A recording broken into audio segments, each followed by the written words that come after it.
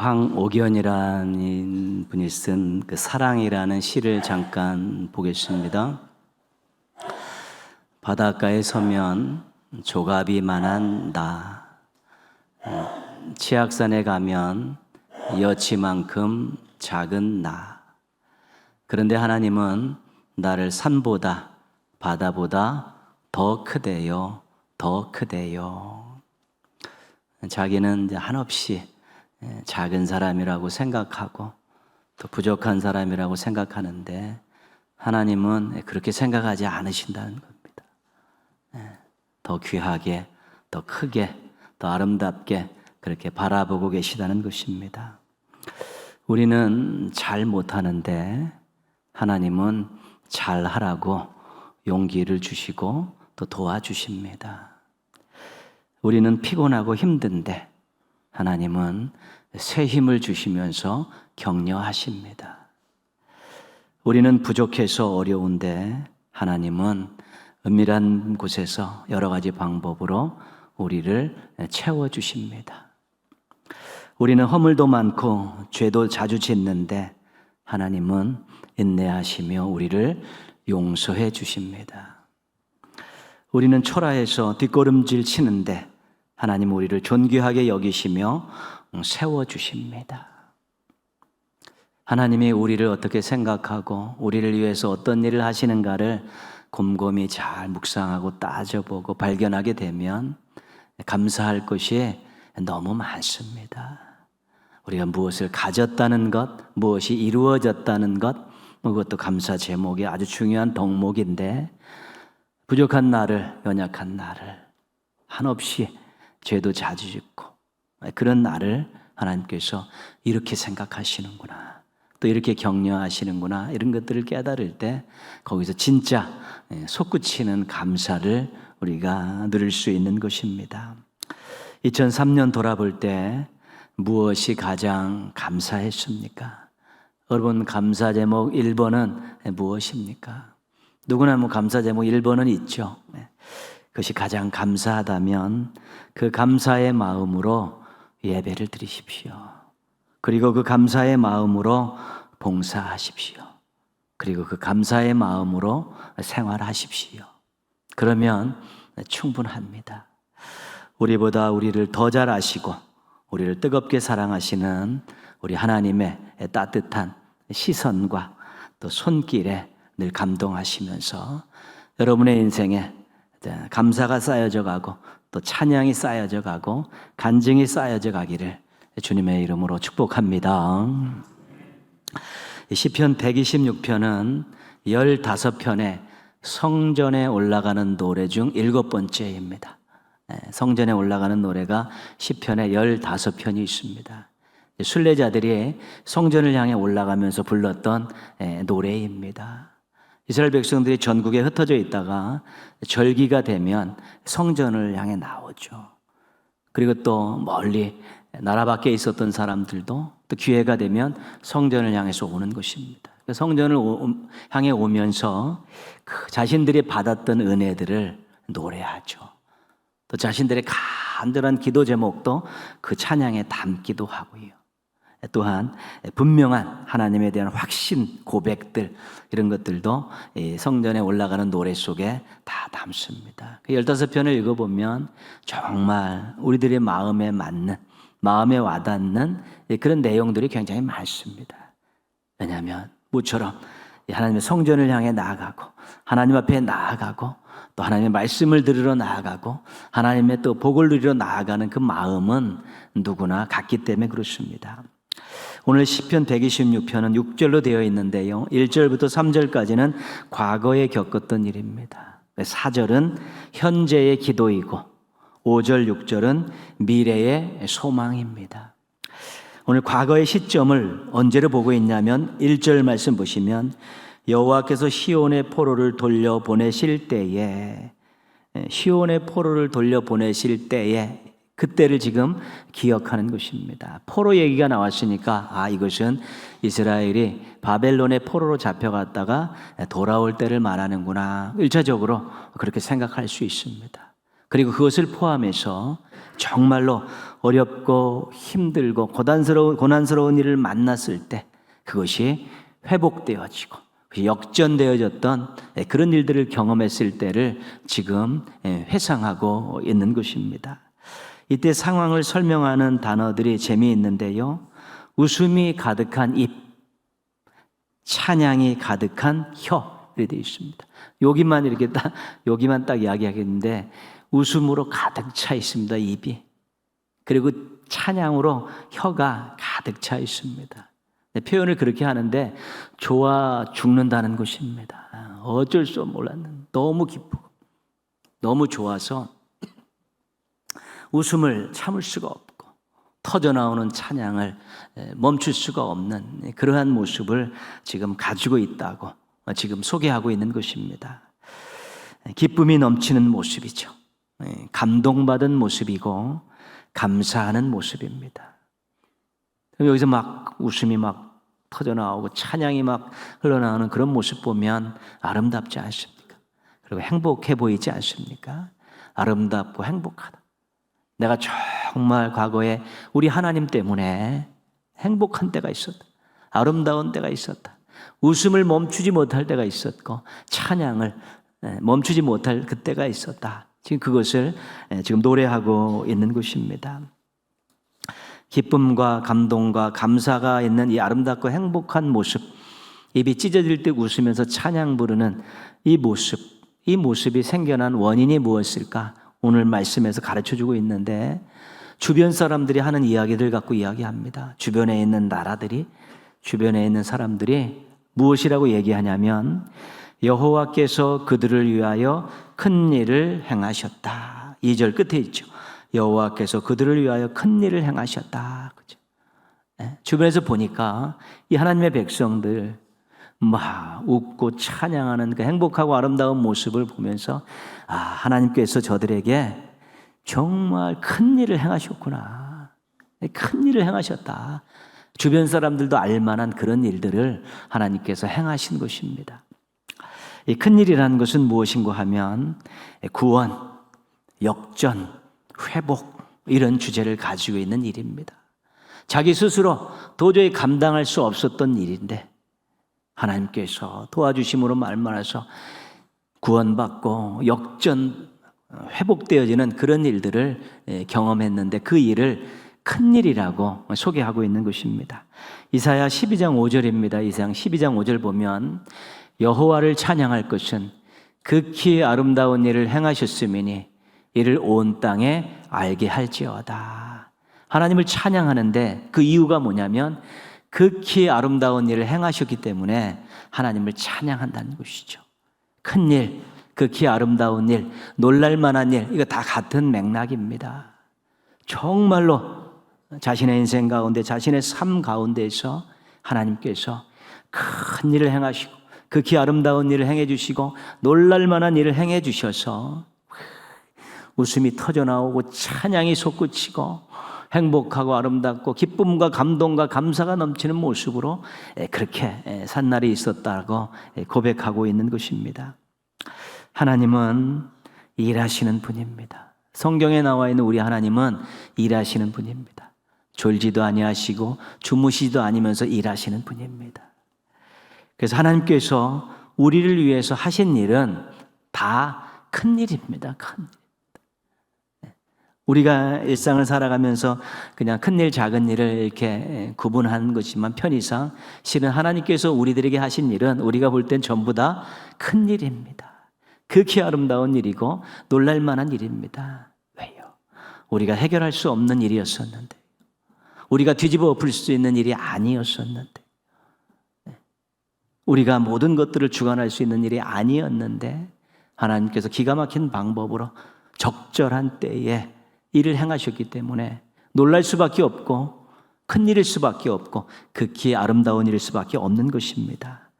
우리에게 이 큰일, 아름다운 일을 통해 놀람과 감동과 기쁨을 주는 것이 우리 하나님이신데 이런 하나님을 우리는 에베네셀 하나님이다 그렇게 고백합니다.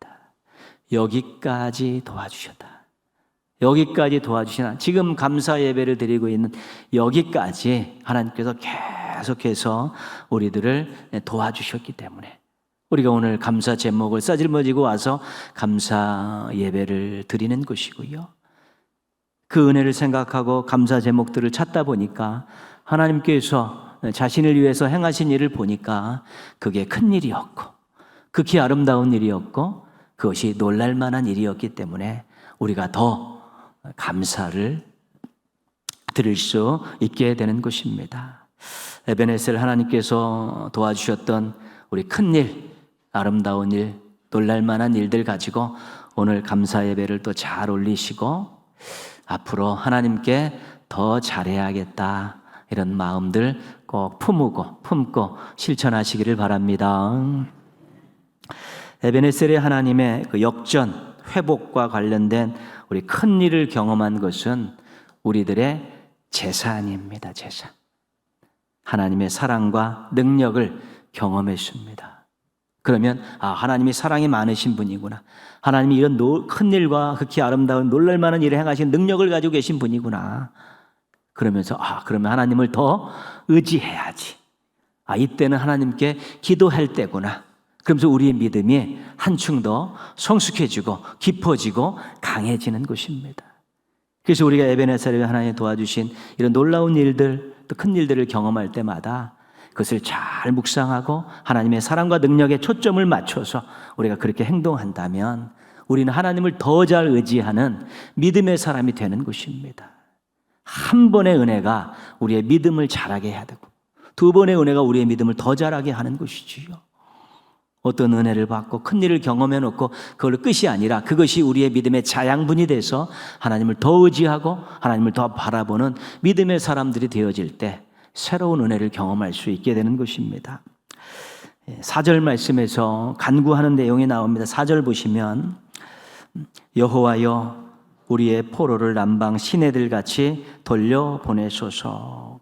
포로 얘기가 나오니까 어려운 것이 답답하고 눌려있고 붙잡혀 있는 그런 상황을 만들고 있습니다. 그런 상황 속에서 남방 시내들 같이 돌려보내줬다. 이스라엘의 남방은 사막지대입니다. 거의 사람이 살지 못한 척박한 땅입니다. 막 건기에는 그 시내가 막 땅이 쩍쩍쩍쩍 갈라져 갖고 막 그 정도죠. 그런데 놀라운 일은 우기가 되면 그 말랐던 시내가 아주 범람을 해갖고 물이 막 잔잔하게 흘러간다는 것입니다. 그 시인이 남방 시내 이 갈라진 땅을 알고 있습니다. 지금 내 형편이, 지금 내 사정이 하나님 그런 갈라진 땅이 갈라진 시내와 같은 그런 상황입니다. 단비를 내려주셔서 은혜의 강이 범람하게 해달라고 지금 그렇게 기도하고 있는 것입니다. 광야에 길을 내실 수 있는 분이죠.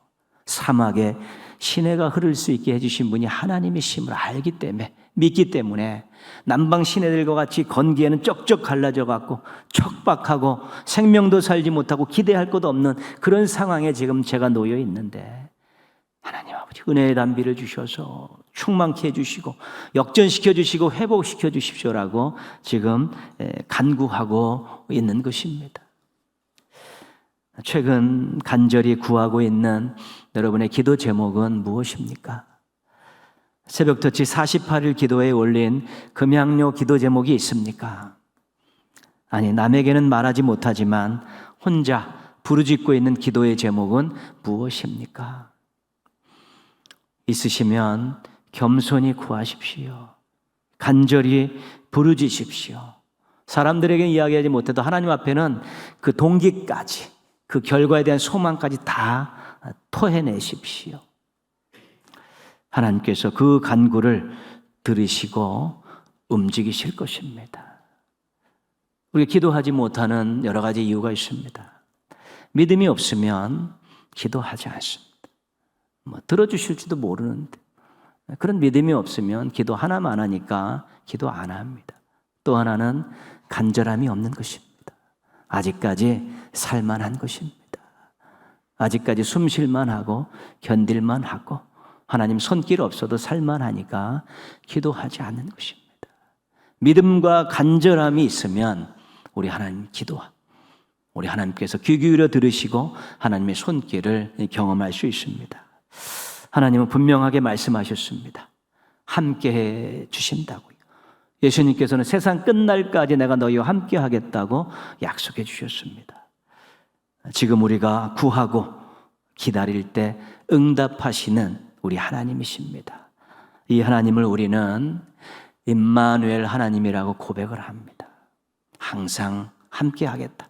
내가 너희 부르짖는 기도를, 신음소리를 듣겠다고, 그리고 그 기도에 응답하겠다고 약속하신 그 하나님이 임마누엘의 하나님인 것입니다. 임마누엘의 하나님이 계심을 믿을 때 든든한 것입니다. 구할 수 있는 것이고 기다릴 수 있는 것입니다. 늘 언제나 함께 하시는 하나님과 교제하는 것이 얼마나 큰 복인지 모릅니다. 하나님께 가까이 함이 내게 복이라. 하나님이 저 하늘에만 계시고 하늘 보좌에만 앉아 계시면 우리 어떻게 우리 소리소리 고래고래 질러가 하나님 내 기도 달라고 들겠습니까? 내가 신음을 낼 때 하나님이 듣고 계실까? 그런 또 의구심이 들기도 하지만 내가 너희와 함께 한다, 네 곁에서 너희를 돕는다라는 그 약속이 있기 때문에 우리가 하나님이 함께 하심을 믿으면 하나님과 가까이서 교제할 수 있는 것이고, 믿지 못하면 그냥 멀리 계신 하나님, 나와 상관없는 하나님으로 그렇게 대면대면하고 살 수밖에 없는 것입니다. 임마누엘의 하나님이 함께 계심을 믿고 간구하면서 환경을 넘어서고 역경을 극복하고 문제를 해결하면서 더 많은 감사와 더 많은 간증을 갖고 살아가는 성도들 되시기를 주님의 이름으로 부탁드리겠습니다. 시인은 자신의 미래를 신앙의 눈으로 바라보고 있습니다. 앞으로 어떤 일을 당할지 모르는 것이 미래입니다. 앞으로 어떤 일을 내가 만나게 될지, 또 어떤 상황에 처하게 될지 모르는 것이 미래입니다. 5절 6절 말씀 보시면, 눈물을 흘리며 씨를 뿌리는 자는 기쁨으로 거두리로다. 울며 씨를 뿌리러 나가는 자는 반드시 기쁨으로 그 곡식단을 가지고 돌아오리라. 믿음의 눈으로 자신의 미래를 바라보면서 농부를 생각하고 있습니다. 농부는 씨를 뿌리는데 지금 농부가 울면서 씨를 뿌리고 있습니다. 힘들다는 것입니다. 고단하다는 것입니다. 무언가 기대할 것이 별로 없다는 것입니다.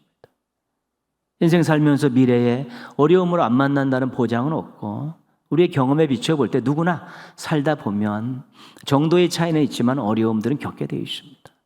농부가 울면서 씨를 뿌리지만 분명한 것은 반드시 기쁨으로 거둬가지고 추수하는 그날이 있다는 것입니다. 자기도 그 농부를 생각하면서 때로는 눈물을 흘리면서 씨를 뿌리는 그런 일들을 하고 있지만, 우리 하나님께서 반드시 기쁨으로 단을 거둘 날을 주실 것이라고, 그렇게 도와주실 것이라고 믿으면서 미래를 바라보고 있는 것입니다. 지금은 눈물이지만 미래는 기쁨이라고 확신하고 있는 것입니다. 지금은 눈물을 흘리면서 씨를 뿌리지만 미래는 기쁨으로 풍성함을 누릴 것을 지금 확신하고 있는 것입니다. 반드시라는 말이 너무 좋습니다. 반드시. 이거는 믿음입니다. 반드시. 하나님을 믿을 때 할 수 있는 말이 반드시입니다. 나는 눈물을 흘리며 씨를 뿌리지만 우리 하나님께서 반드시 기쁨으로 수확할 수 있는 그날을 주신다는 것입니다. 히브리서 11장 1절은 믿음에 대해서 이렇게 말합니다. 믿음은 바라는 것들의 실상이요 보지 못하는 것들의 증거니. 무엇을 원하고 있는데 손에 잡히는 것이 하나도 없습니다. 보이는 것도 하나도 없습니다. 그렇죠? 보지 못한, 안 보이는 것들이 무진장 많습니다.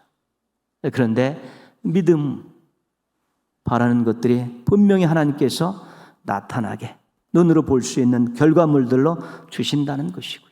지금 보이지 않지만 이 믿음이 증거가 된다는 것입니다. 야, 그거 안 보이는 거 그렇게 된다고? 증거 대봐. 믿음, 이것이 우리들. 그러니까 세상 사람들하고는 대화가 안 되는 이 신비한 이야기입니다. 증거를 대놔라 그럴 때는 우리 뭘 증거를 댑니까? 믿음, 이거 같다는 것입니다. 왜요? 나는 못하지만 하나님께서 반드시 해 주십니다. 보이게 해 주십니다. 나타나게 해 주십니다. 믿음, 이게 나 증거다, 그런 것이지요. 그러니까 믿음이 없는 사람들하고는 우리가 조금 약간 이상한 사람으로 취급받을 수밖에 없지만, 믿음이라는 것은 그런 것입니다. 그래서 우리의 믿음이 있다는 것은 우리는 증거를 가지고 살고 있다는 것입니다. 미래의 하나님께서 나를 어떻게 인도하실지, 나를 어떻게 도와주실지, 나의 미래가 어떻게 될 것인가에 대한 말씀을 통해, 기도를 통해 확신하면서 그 믿음으로 증거를 가지고 사는 것입니다. 그래, 믿음으로 걸어가는 길은, 믿음으로 걸어가는 것은 그래서 힘찰 수밖에 없는 것입니다. 우리가 미래에 있을 은혜를 미리 땡겨서 맛볼 수 있고요, 또 미래에 있는 그 결과물 때문에 미리 감사할 수도 있는 것입니다. 내가 기도합니다. 기도하는데 하나님께서 그것을 이루어질 것에 대한 확신이 팍 오기 시작하면 그때 그 일을 가지고 내가 막 즐겁습니다. 그걸 생각하면서. 그리고 미리 하나님 감사합니다. 미리 감사함을 드리는 것이지요. 믿음이 깊어지면 깊어지고, 확신이 커지면 크고, 증거가 분명하면 분명할수록 우리가 기도하면서도 그 결과에 대해서 미리 그 은혜를 맛볼 수 있고, 미리 땡겨서 감사의 기도를 올릴 수도 있는 것입니다. 그것이 신앙인들이 맛봐야 될 아주 귀한 신비입니다. 미래에 대해 어떤 소원을 가지고 계십니까? 불투명하고 불확실한 미래가 두렵지 않습니까? 미래에 대한 설레임이 있습니까? 미래는 하나님의 시간입니다. 하나님의 시간. 그 성경에서 점치는 자들, 무당들 하나 엄벌하고 있는 이유는 뭐냐면 하나님의 시간을 자신들이 알 것 같다라고 나섰기 때문에 그런 것입니다. 그래서 하나님의 시간으로, 시간을 맞이하고 하나님의 시간으로 들어갈 때는 믿음을 가지고 들어가는 것입니다. 믿음을 가지고 들어가는 것입니다. 믿음을 가지고 자기의 계획한 것, 자기의 소원, 기도 제목을 가지고 미래로 들어가는, 거기서 생겨나는 것이 소망이라는 것입니다. 소망이 막연한 기대가 아닙니다. 소망이 그냥 내가 막 원하는 그런 나의 바람을 그렇게 나타내는 것이 아니라 미래의 시간의 주인공이신 하나님께서 내 계획을, 내 기도를 어떻게 아름답게 갖고 있어서 나에게 안겨주실까? 그게 소망인 것입니다. 나에게 원인이 있는 것이 아니라 하나님의 원인이 있어서 갖는 감정, 그것이 소망이 되는 것입니다. 그래서 우리는 이런 소망을 가질 때마다 우리 하나님을 이렇게 고백합니다. 여호와 이레의 하나님이다. 준비하시는 하나님. 준비하시는 하나님. 아브라함이 이삭을 드릴 때 나왔던 하나님에 대한 소개인데요, 우리를 위해서 미래에게 준비하신, 모세가 이스라엘 백성들을 이제 인도하며 마지막 모압 평지에서 마지막 설교를 합니다. 그래서 앞부분에 이제는 그동안 40년 동안 걸어왔던 그 광야길을 회고할 때 모세가 이렇게 하나님에 대해 소개합니다.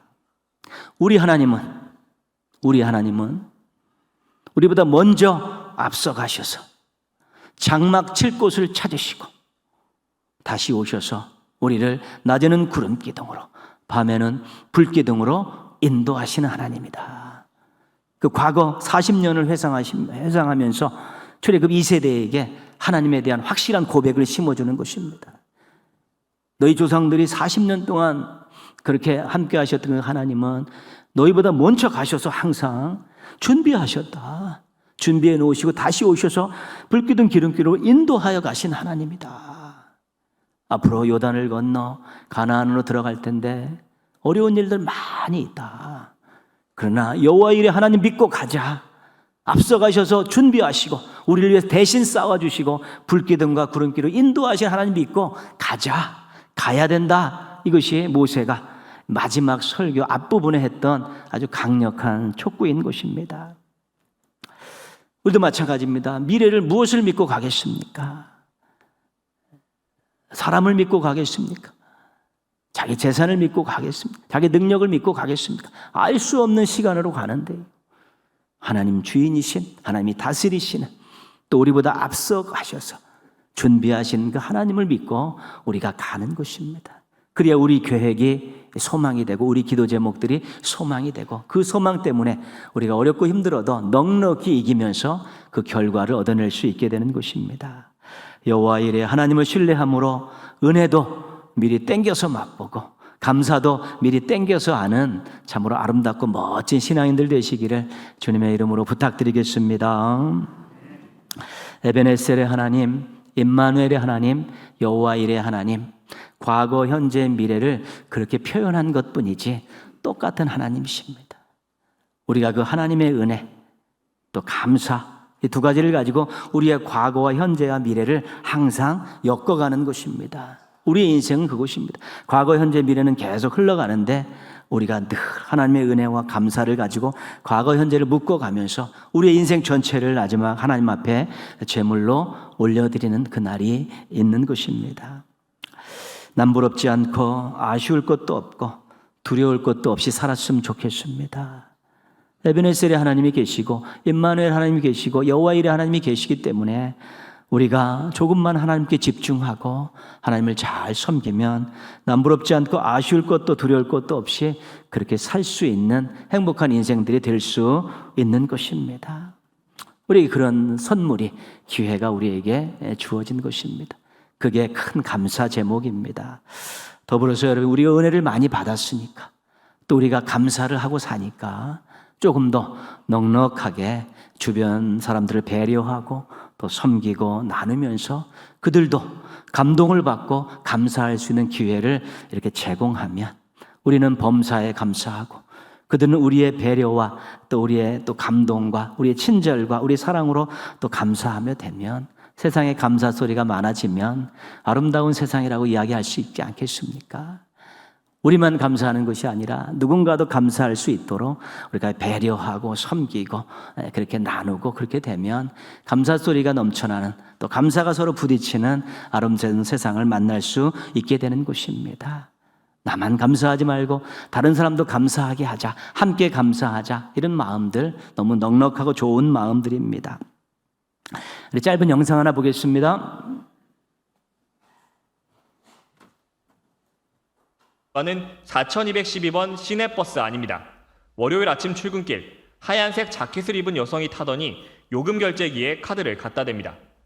결제가 되지 않자 연신 주머니를 뒤지며 다른 교통카드를 찾습니다.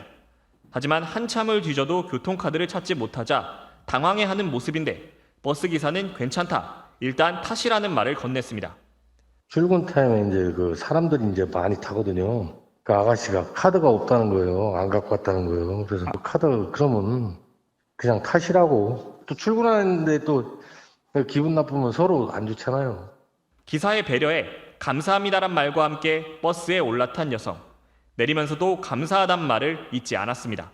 감사합니다, 감사합니다 하더라고요. 내리실 때. 아유, 됐다고요. 또 보자고요. 그러고 말았는데. 그런데 이틀 뒤 놀라운 일이 벌어졌습니다. 버스 회사로 익명의 택배가 도착한 겁니다. 배려에 감사드린다는 말과 함께 음료수 10박스가 들어있는 택배였습니다. 익명으로 보냈더라고요. 자기 전화번호 안 남겨놓고 이제 내 이름하고 회사 해갖고 어제 왔더라고요. 그래서 난 그렇게 음료수를 10박스씩이나 막 아유 참 10박스면 개수로 300개요. 우리 전조합원이 다 먹을 수 있는 건데 하여튼 감사하지 뭐. 송 씨는 뜻밖의 선물에 깜짝 놀랐다며 자신의 작은 행동에 비해 너무 큰 선물을 받은 것 같아 오히려 미안하다고 말했습니다. 아 미안해죠 제가. 우리 뭐 당연히 할 도리라 한 건데 그렇게 너무 막 버스 1,300원짜리 그걸 갖다가 몇백 배 들여갖고 그렇게 한두 박스만 해도 되는데 그냥 뭐 10박스씩이나 해갖고 사람 부담 주게. 아유 받은 사람이 더 부담스러워요. 버스업체인 우신운수도 선물까지 준 승객에게 저희가 더 감사하다고 밝혔습니다. 그러면서 요금을 현장에서 지불하지 못할 경우 고객의 입장을 고려해 계좌번호가 적힌 명함을 건네도록 하고 있다고 밝혔습니다.